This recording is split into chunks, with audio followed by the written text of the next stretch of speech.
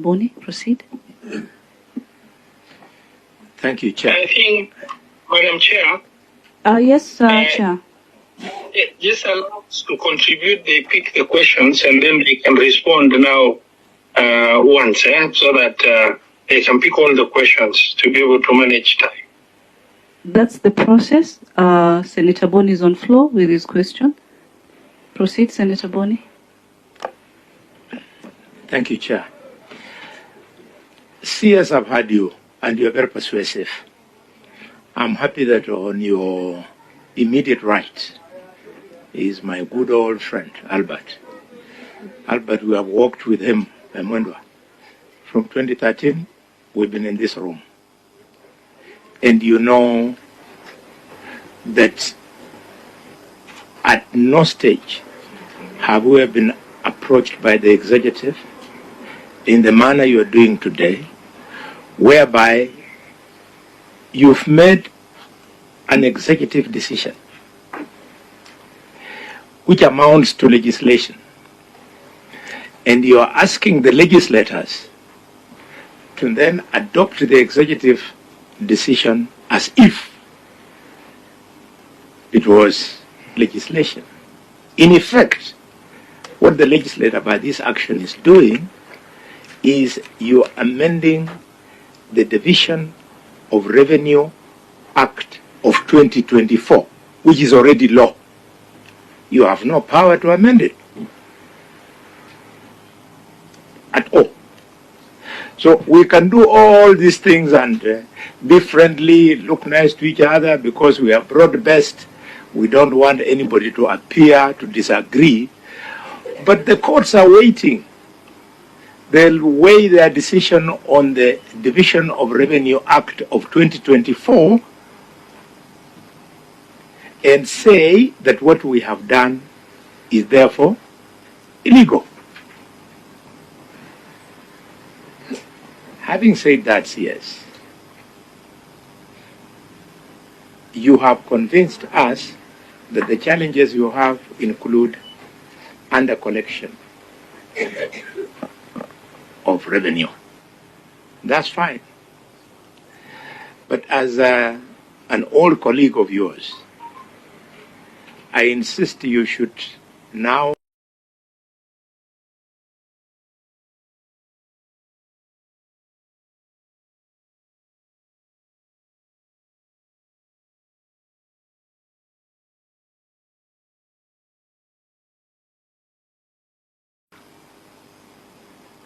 about tax evasion. You know, there are serious taxpayers in this country who evade tax payment for many reasons, some of them unfortunately, including the impunity whereby they are aided by unscrupulous people at the Kenya Revenue Authority. Finally, the long and short, Minister, of all the issues spoken to by Senator for Migori and the Chair is that the non-discretionary obligations to the county governments have been occasioned by a change of policy in government. It is government's policy on housing, community health workers, the CBA they signed with doctors, the policy on NSSF, name it. So are you telling us that you want to advise that the government then reverses its decision on those policies so that we give county governments less money, they don't have that obligation? You revert the policy so that we say, okay, fine, these policies were well intended until the bill was withdrawn, but now that the finance bill was withdrawn, now that that's where we are, we want to rethink the policies. Then finally, and I'm glad you just the other day you are representing the people of Suba. Why is it so easy to make a decision to slash funds for county governments, and you find it difficult to tell members of the National Assembly to equally slash CDF. Why? Isn't this legislative impunity whereby we are saying, because we are legislators, we will protect that which is seen to be ours and let that which is borne by governors to suffer the consequences of the hard decision? Finally, but not least, Minister, this is not part of this.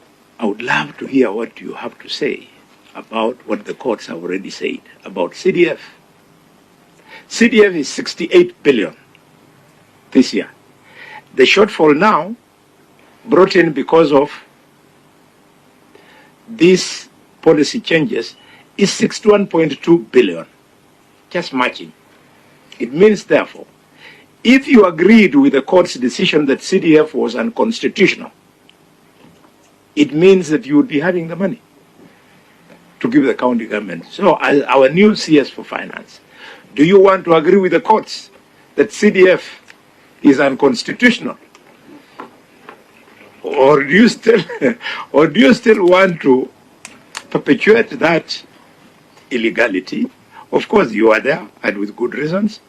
When that decision was made, you tweaked the law and managed to survive. But do we want to continue that way? Thank you very much, Mr. CS. Chair or Madam Vice Chair, this is Honorable Yonka. I would like to give my question. Proceed, Senator Nyonka.